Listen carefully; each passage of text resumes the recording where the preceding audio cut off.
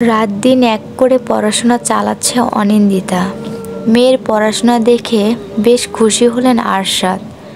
এনএসইউতে admission নেওয়ার জন্য কি খাটুনিটাই না খাটছে। আরশাদ হক পেশায় একজন ডক্টর, দুটো মেয়ে আর স্ত্রীকে নিয়েই তার পরিবার। বাবা মা গত হয়েছে বহু বছর, অনেক কষ্ট করে প্রতিষ্ঠিত হয়েছেন, আর তাই পড়াশোনায় গুরুত্ব বোঝেন। ঘড়িতে টাইম দেখে বাসা থেকে বেরিয়ে গেলেন। মাসে দু একবার সরকারি কাজে বিভিন্ন জায়গায় যেতে হয়। এবার যাচ্ছেন পঞ্চগড়। শাহানার মন খারাপ, কারণ পুরো 15 দিনের জন্য যাচ্ছে আরশাদ।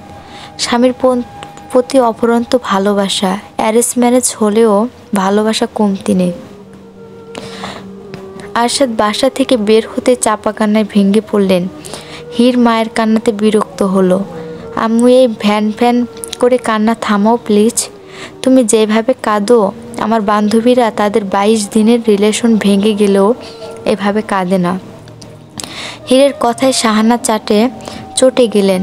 পায়ের জুতাটা উঠিয়ে বললেন, মারবই এক চর, অসভ্য মেয়ে। মায়ের কাছে বন্ধু মহলের কুকর্ম শোনাচ্ছ? তোর বাবার সাথে আমার 22 বছরের সম্পর্ক, বুঝলি? 22 বছরের সম্পর্ক, তো এর জন্য ফ্যাঁস ফ্যাঁস করে কাঁদবে? আব্বু তো 15 দিন পরেই চলে আসবে, সমস্যা কোথায় বলো তো? প্রচণ্ড বিরক্ত নিয়ে স্থান ত্যাগ করলো শাহানা। এই মেয়েটা যেমন তেরা, ঠিক তেমনি অসভ্য। অন্যদিকে বড় মেয়েটা হয়েছে পাগল প্রকৃতির। ফার্স্ট চয়েস যেটা সেটাই চায়। দুটো মেয়েকে প্রায় 20 বছর যাবৎ সহ্য করে যাচ্ছে। এত আদর দিয়ে বাদর হয়েছে। কি বিড়বিড় করছো আম্মু? অনিন্দিতার কথাতে ঘাড় ঘুরিয়ে তাকালেন। ডাইনিংয়ে গোছাতে গোছাতে বললেন, এসে পড়েছিস? তোর আব্বু তো এই মাত্র পঞ্চগড়ে চলে গেল। কি? হ্যাঁ, মিনিট 10 হলো। আমাকে ডাকবে না একবার? আব্বু তো 15 দিনের জন্য গেল। তোর আব্বুই বারণ করেছে, ফোন করে কথা বলতে বলেছে। আপাতত এই গ্লুকোজটা খা, শরীরে জোর আসবে। একটা বছর ধরে কম খাটুনি তো যাচ্ছে না। অনিন্দিতা গ্লুকোজের পানিটা নিল, একটু খেয়ে আবার রেখে দিল। হঠাৎই মনে পড়ল আজ শুক্রবার। উল্লসিত মন নিয়ে ছাদের দিকে পা বাড়ালো। লাল নীল নানা রঙের নয়নতারা ফুল ফুটে রয়েছে। ছাদের এক অংশ জুড়ে বাগান করেছে নির্ভীক। পড়াশোনাটা বিদেশে করলেও প্রতি 3 মাস অফুরন্ত বাংলাদেশে এসে ঘুরে যেত সে। প্রায় 6 বছর যাবত এই বাগান তৈরি করা হয়েছে। গত 4 বছর ধরে অনিন্দিতা নিজেও এই বাগানের যত্ন করে। অবশ্য সেটা নির্ভীকের অগোচরে, কারণ নির্ভীক দেখে ফেললে সর্বনাশ। এক বালতি কথার সাথে জ্ঞান শুনিয়ে দেয়। বাগানে ফুলগুলো একটু একটু করে ছুঁয়ে দিল। বড্ড আপন এই ফুলগুলো, কারণ প্রতিটা ফুলে নির্ভীকের স্পর্শ, যা ওর কাছে ভীষণ প্রিয়। চিলেকোঠা দিয়ে কারো পায়ের আওয়াজ পাওয়াই গেল। অনিন্দিতা দ্রুত সরে গেল। পানির ট্যাঙ্কের পেছনে লুকিয়ে পড়েছে। নির্ভীক এই সময়টাতে প্রতি শুক্রবার স্পেশালভাবে বাগান যত্ন করে, সাথে খানিকটা শরীরচর্চা। নির্ভীক বাগানের ভেতরে প্রবেশ করলো। দুটো গাছকে স্পর্শ করে ভ্রু কুঁচকে নিল। একটু করে প্রতিটা গাছ স্পর্শ করলো। কিছুক্ষণ থম মেরে দাঁড়িয়ে রইল। পেছনে ঘুরে তাকালো। চোখ দুটো রক্ত লাল, শ্যাম রং, গালে লাল লাল আভা যেন কাঠিন্য প্রকাশ করছে। প্রচণ্ড রাগে চেয়ার শক্ত হয়ে গেছে, কপালে ভাঁজ পড়েছে। অনিন্দিতার চিত্র কেঁপে উঠল। নির্ভীকের মুখের এমন ভঙ্গিমা দেখে অনিন্দিতার মন বিষিয়ে গেল। কোথাও এক অন্তত কষ্ট অনুভব হলো। নির্ভীক কেন এত রেগে আছে? একটু আগেই তো ঠিক ছিল। অনিন্দিতার ভাবনার মাঝে নির্ভীক কঠিন স্বর ভেসে আসলো, বেরিয়ে আসুন অনিন্দিতা। মেয়েটা চমকে গেল। নিজের কানকে যেন বিশ্বাস হচ্ছে না। ফাঁকা ঢোক গিলে আরেকটু চেপে লুকিয়ে রইল। দ্রুত বেরিয়ে আসুন অনিন্দিতা, খুব খারাপ হয়ে যাচ্ছে কিন্তু। অনিন্দিতা কাফা শরীরে বেরিয়ে আসলো। নির্ভীক তার দিকে এক পলক তাকিয়ে পেছনে ঘুরে নিল। অনিন্দিতা কষ্ট পেলে নির্ভীক কখনো তাকে ভালো করে দেখে না। মানুষ এতটা নিষ্ঠুর হতে পারে? চোখে পানি চিকচিক করে উঠল। এমন এক মানুষের প্রেমে পড়েছে যে বিন্দুমাত্র সহ্য করতে পারে না তাকে। তবুও মেয়েটা হাসলো নির্ভীকের ঠোঁটের হাসি দেখার জন্য।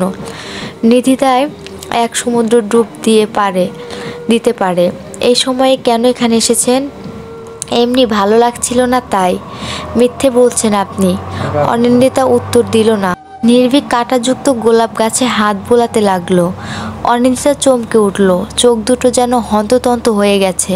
এক পা এগিয়ে বলল, নির্ভীক ভাইয়া আপনি? অনিন্দিতার নাম নেওয়ার সাথে সাথে গোলাপ গাছটাকে চেপে ধরল নির্ভীক। মুহূর্তে হাতটা ছিন্ন বিচ্ছিন্ন হয়ে রক্ত ঝরতে লাগলো। অনিন্দিতা ঢুকরে কেঁদে উঠল। দাঁতে দাঁত চেপে নির্ভীক বলল, এখানেই থেমে যান, আর এক পা বাড়ালে ভয়ঙ্কর কিছু হয়ে যাবে। নির্ভীক ভাইয়া আগাবেন না। অনিন্দিতা নির্ভীকের কথার দিকে পাত্তা দিল না। জল ভরা নয়নে ছুটে আসলো নির্ভীকের কাছে। নির্ভীকের হাতে দুটো চেপে ধরল। ঝটকা মেরে হাত সরিয়ে নিল নির্ভীক। অনিন্দিতা যেন ভয় পেয়ে গেল, কারণ নির্ভীক কাটা স্থানে কাটটাস গাছের পাতা চেপে ধরল। মেয়েটা ঢুকরে কেঁদে উঠল। হাতে নির্ভীকের রক্ত লেগে আছে। নির্ভীকের চোখ দুটো ফুলে ফেপে উঠেছে। ব্যথায় মাথা টনটন করে উঠেছে। ধরা গলায় নির্ভীক বলল, আপনি আরও ভয়ঙ্কর কিছু দেখতে চান? অনিন্দিতা মাথা ঝাঁকালো। নির্ভীকের হাতের দিকে তাকিয়ে রইল। কষ্টে বুক ভারী হয়ে উঠেছে। টপ টপ করে রক্ত পড়ছে। লাল রঙের সেই স্থানটা জ্বলজ্বল করছে। এখানে দাঁড়িয়ে আছেন কেন? বলছে না এই সময়টাতে ছাদে আসবেন না? অনিন্দিতা ছাদের মেঝেতে বসে পড়ল। নির্ভীকের তার এক হাত দূরে। পা স্পর্শ করতে যেতে নির্ভীক 2 কদম পিছিয়ে গেল। অনিন্দিতা নির্ভীক যেখানে দাঁড়িয়েছিল সেখানে মাথা ঠেকিয়ে দিল। নির্ভীক ফিরেও তাকালো না। আমি আর কখনোই আসবো না। শুধু হাতটা সরিয়ে ফেলুন। রক্ত ঝরছে, আপনি কষ্ট পাচ্ছেন। তার থেকে বেশি কষ্ট আপনি আমাকে দিচ্ছেন। আপনি কেন বুঝতে চান না আমি আপনাকে পছন্দ করি না? আমি চলে যাচ্ছি নির্ভীক ভাইয়া, প্লিজ হাতটা সরিয়ে ফেলুন। নির্ভীক সরালো না। অনিন্দিতা বুঝতে পারল বিষয়টা। নির্ভীককে দাঁড়িয়ে থাকা জায়গায় চুমো খেলো। ছাদে পড়ে থাকা রক্তগুলো 2 হাতে মেখে নিল। নির্ভীকের হাতের দিকে তাকিয়ে কাঁদছে মেয়েটা। নির্ভীকের দৃষ্টি স্থির। এখনও কাকটাস গাছের পাতা চেপে আছে। সূচের মতো বিঁধে গেছে কাঁটাগুলো। অনিন্দিতা পেছনে তাকালো না আর। ছুট লাগালো। অনিন্দিতা চলে যেতেই নির্ভীক হাতটা সরিয়ে ফেলল। পুরো হাতে শত শত কাঁটা বেঁধে আছে। ব্যথায় চোখ দুটো বন্ধ হয়ে এলো। ছাদের এক কোণে বসে কাঁটাগুলো উঠাতে লাগলো। যন্ত্রণায় হাঁপসাপ করছে অনিন্দিতা। যতটা যন্ত্রণা নির্ভীক পেয়েছে তার থেকে দ্বিগুণ যন্ত্রণা সে পেয়েছে। মনের যন্ত্রণাতেই থেমে থাকেনি। হাতের কাটা কম্পাস ঢুকিয়ে নিয়েছে। গত হয়ে গেছে। কিছুটা মাংস উঠে গেছে। সাদা মাংস বেরিয়ে জায়গাটা ভয়ানক দেখাচ্ছে। রক্ত পড়ছে টপ টপ করে। তাতে কোনো ধ্যান নেই। মেঝেতে গড়াগড়ি খাচ্ছে। মাথার কাছে নির্ভীকের রক্তের ছাপ। খুব যত্ন করে ডায়েরিতে আগলে রেখেছে নির্ভীকের রক্ত। হাতের ব্যথা যেন কিছুই নয়, তবে নির্ভীকের রক্ত তাকে পাগল করে দিচ্ছে। সাহানা এসে 2 বার ডেকে গেছে। অজুহাত হিসেবে মাথা ব্যথা বলেছে। বিকেলে হাতে ব্যান্ডেজ করে দিচ্ছে হীর। অনিন্দিতা অনুভূতি শূন্য। সাহানা চোখের পানি ফেলেছে বহুক্ষণ। কান্না থামিয়ে গেছে নির্ভীকদের বাসায়। হীরের চোখে পানি ধারা নেমে এসেছে। কেন এমন করলে আপু? তুমি এমন কেন করো? হাতটার কি অবস্থা করেছ? কোনো খেয়াল আছে? নিজের প্রতি কেন এত রাগ দেখাচ্ছ? NSUতে অ্যাডমিশন নেওয়ার জন্য এ কি পাগলামি? নির্ভীক ভাইয়া তো বলল আরও ভালো ভালো ভার্সিটি আছে। উনি তো NSUর লেকচারার। উনি বললেন, তারপরও শুনলে না? হীরের একাই বক বক করছে। অনিন্দিতা উত্তর দিল না। অনুভূতিগুলো কোথাও আটকে আছে। চোখের সামনে ভাসছে নির্ভীকের ছিন্ন বিচ্ছিন্ন কাটা হাত, যে হাতে সহস্রবার চুমো খাওয়ার স্বপ্ন নিয়ে বেঁচে আছে। সে হাত আজ ছিন্ন বিচ্ছিন্ন। কি করে সইবে এই ব্যথা? অনিন্দিতা হুট করে কেঁদে উঠল। আপু, আপু কাঁদছো কেন? ব্যথা হচ্ছে খুব? কেন করলে এমনটা? হীর কান্না করে যাচ্ছে। অনিন্দিতা বুক ফেটে যাচ্ছে। মেইন ডোর দিয়ে কারো আসা শব্দ পেল। হীর কান্না থামে বলল, নির্ভীক ভাই। অনিন্দিতা ঘাড় ঘুরিয়ে তাকালো। চকলেট রঙের টি-শার্ট পরে আছে নির্ভীক। অনিন্দিতার চোখ দুটো নির্ভীকের হাতের দিকে গেল। হাতে সাদা রঙের ব্যান্ডেজ করা। বুকের ভেতর যেন কেউ ছুঁড়ে ঢুকে দিয়েছে। নির্ভীকের দৃষ্টি অন্যদিকে। পেছন থেকে চারুলতা হন্ততন্ত হয়ে আসলেন। হির উঠে দাঁড়ালো। চারুলতা ব্যস্ত হয়ে পড়লেন। অনিন্দিতাকে কথা শোনাতে লাগলো। সেই কথা মেয়েটার কর্ণপাত হলো না। মিনিট 10 এভাবেই কেটে গেল। নির্ভীকের চোখে মুখে কোনো কষ্টের ছাপ নেই, একটুও মায়া নেই অনিন্দিতার জন্য। অথচ নির্ভীকের কষ্টের স্বাদ নিতে নিজে আঘাত করলো মেয়েটা। চারুলতা নির্ভীকের দিকে রক্ত চক্ষু নিয়ে তাকালেন। এই ছেলেটা আর দুজনের পুরো অধম। দেখ, সকালবেলায় কাকটাস গাছের কাটা বেঁধে এনেছিস, গাছের যত্ন নিবি, ভালো করা কথা হাত, তাই বলে সাবধানতার অবলম্বন করবি না। আর এদিকে তুই NSUতে অ্যাডমিশনের জন্য পাগল হয়ে যাচ্ছিস। হাতের কি অবস্থা করেছিস। নির্ভীক চরম বিরক্ত নিয়ে তাকালো।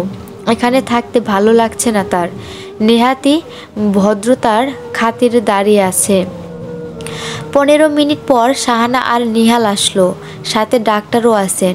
নিহালের চোখে মুখে চিন্তার ছাপ। চারুলতা পাশ থেকে উঠে গেলেন। ডাক্তার চেক আপ ওকে করে ওষুধ পানি লিখে দিলেন। বাসায় একজন ডাক্তার থাকলেও বাইরে ডাক্তারের প্রয়োজন হয়, তা আবার প্রমাণ হয়ে গেল। নিহাল ডাক্তারকে এগিয়ে দিতে গেলে নির্ভীক বাধা দিল। আমি যাচ্ছি, তুই এখানেই থাক। নিহাল কথা বাড়ালো না। অনিন্দিতা পাশে এসে বসলো। মাথায় হালকা করে গাড্ডা থেমে বল, ফাজিল, মেয়ে হাতের কি অবস্থা করেছিস। এত ভালো স্টুডেন্ট হতে হবে কোনো সংবিধান লেখা হয়েছে। NSU থেকে অনেক ভালো ভার্সিটি আছে, সেগুলোতে পড়তে পারতি। অনিন্দিতা মধু হাসলো।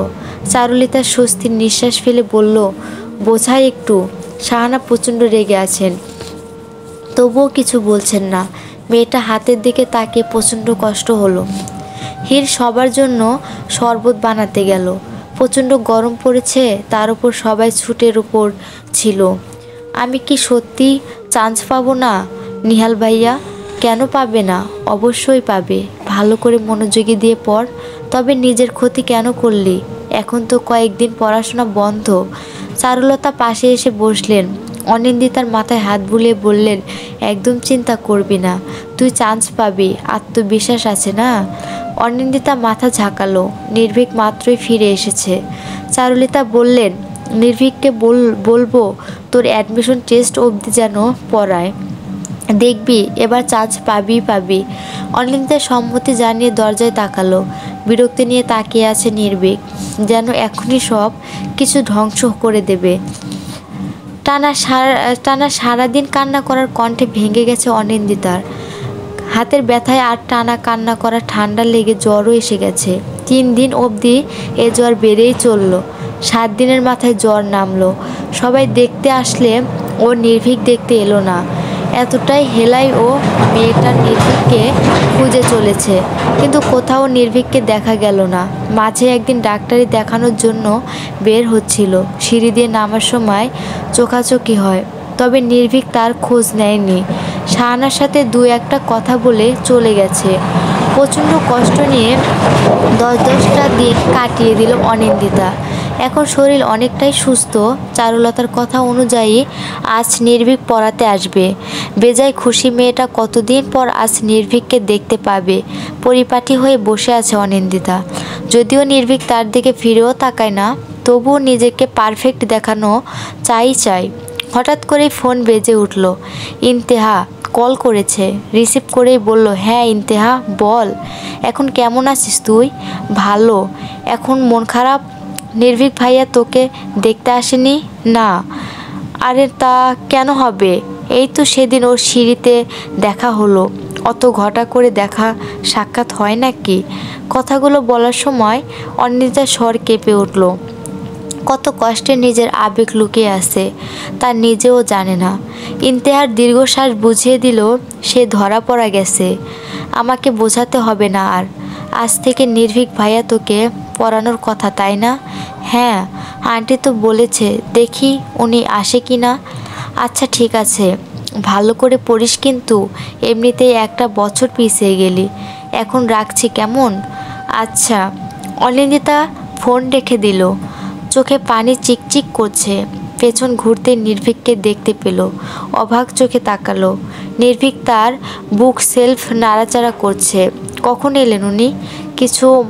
মাথ লিখে দিয়েছে, সলভ করুন। অনিন্দিতা মাথা ঝাঁকালো ঠিকই, তবে চোখ সরালো না।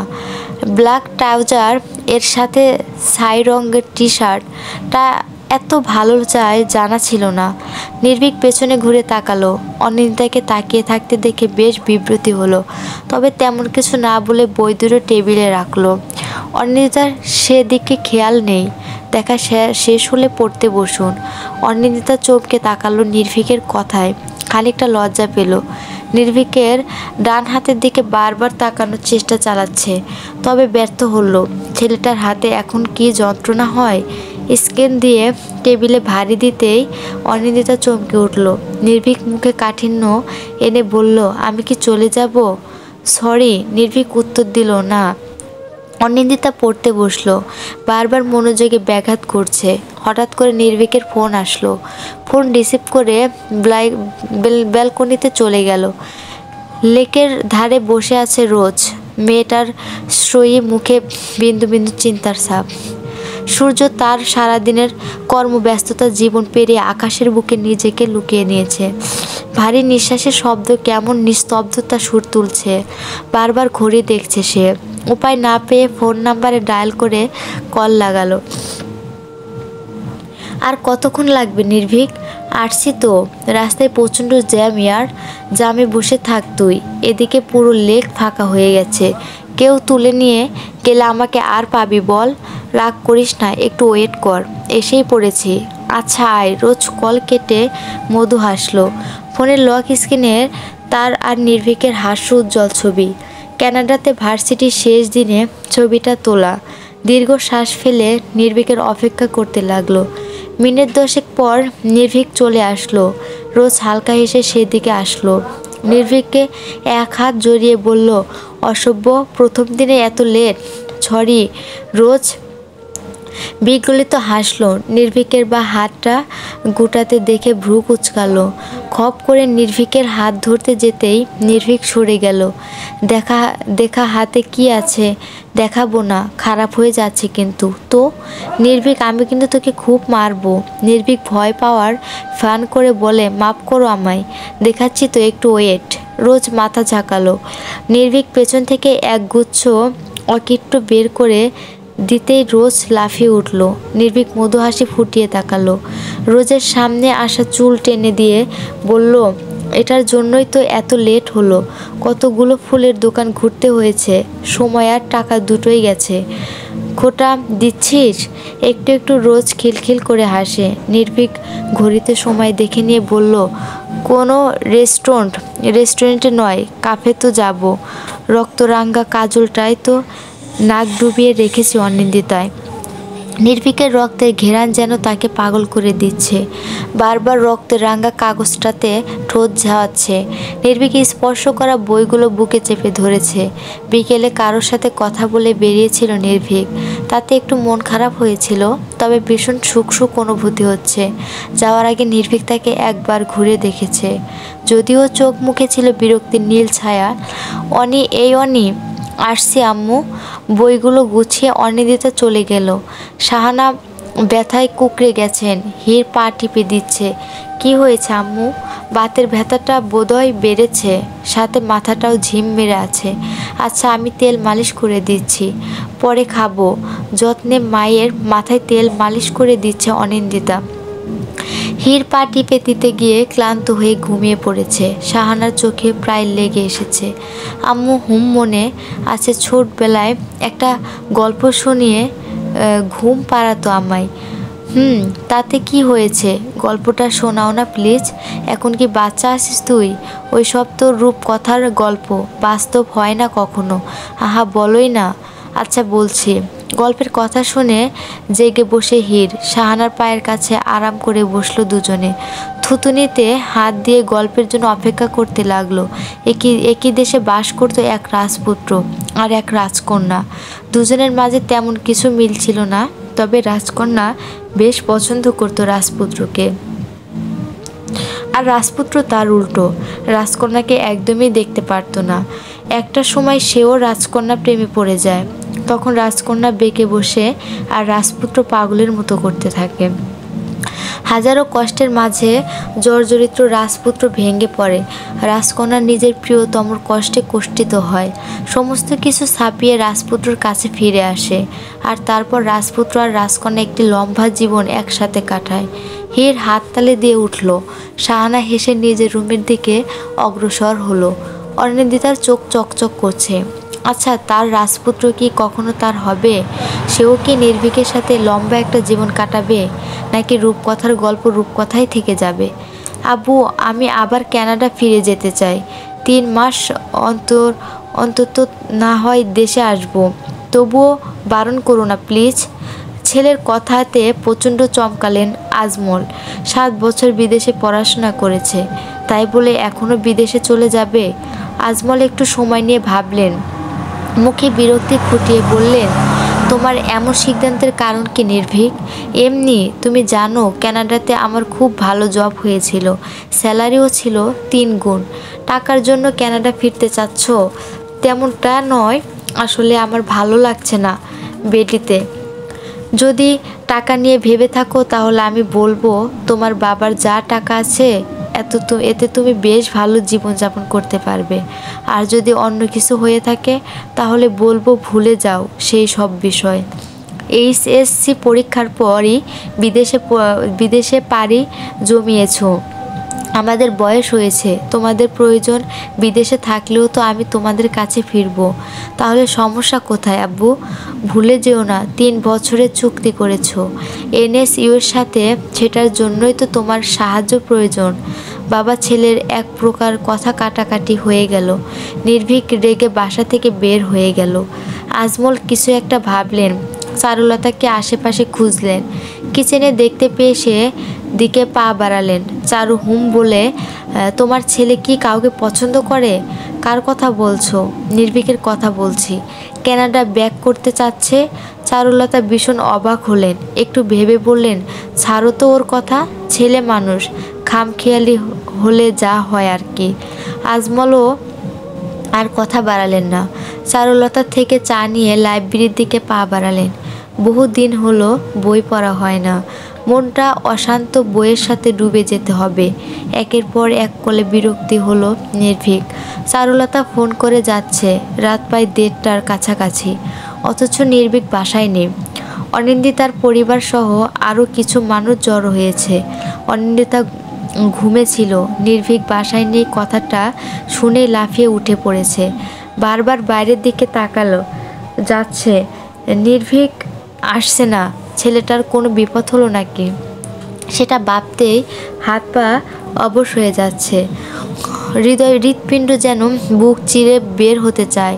দম বন্ধ করা অবস্থা, কিন্তু কোনো এক শক্ত বলের কারণে ব্যাঘাত ঘটছে। চারুলতা কান্না জুড়ে দিয়েছে। রাত 2টো বাজতে চলেছে। নিহাল দীর্ঘশ্বাস ফেলে নির্ভীককে খুঁজতে বের হবে, তখনই গাড়ি হর্ন বেজে উঠল। সবাই সেদিকে ছুটে গেল। ও অনিন্দিতাও গেল না। ওর দৃঢ় বিশ্বাস ওকে দেখলে আবার রাগ করবে নির্ভীক, তাই পিলারের পাশ ঘেঁষে দাঁড়িয়ে রইল। মিনিট 5 পর সবাই চলে আসলো। নির্ভীককে দেখতে পেল না। মনের ভেতরে যেন ঝড় তুলছে। সবাই ভেতরে চলে গেলেও অনিন্দিতা গেল না। ছুটে গেল বাইরের দিকে। অসাবধানতার কারণে ধুম করে মাথায় বাড়ি খেল। তখনই বাসার ভেতরে আসলো নির্ভীক। অনিন্দিতা আশ্চর্যশক্ত নয়নে তাকালো। প্রাণে যেন পানি ফিরে পেয়েছে। নির্ভীকের মুখে চরম বিরক্তির বহিঃপ্রকাশ। তাতেও যেন মেয়েটা শান্তি থিম নিয়ে কিছু কথা। অনিন্দিতা চরিত্রটি হলো অত্যাধুনিক পাগল। এই চরিত্রে থাকবে ছ্যাঁচড়ামি কেন? আত্মসম্মান নেই মেয়েটার। কারণ হলো ভালোবাসা। আপনি যদি ভালোবাসেন তো আত্মসম্মানের খেয়াল থাকবে না। সামনে অনিন্দিতার আরও পাগলামি দেখতে পাবেন। এই চরিত্র তৈরির একটাই উদ্দেশ্য, ছেলেটার কোনো ভালোবাসার জন্য পাগলামি করবে মেয়েরা কেন পারবে না? মেয়েটার ভালোবাসা কি এতটাই ঠুমকো? তাই বলে কেউ এতটা ভাববেন না আমি নারী চরিত্রটিকে অপমান করেছি। আপনি অন্যরকমভাবে চরিত্রটি ফুটিয়ে তুলতে চাচ্ছি। নির্ভীকের আচরণ নিয়ে আমি পরের পার্টে চলবে।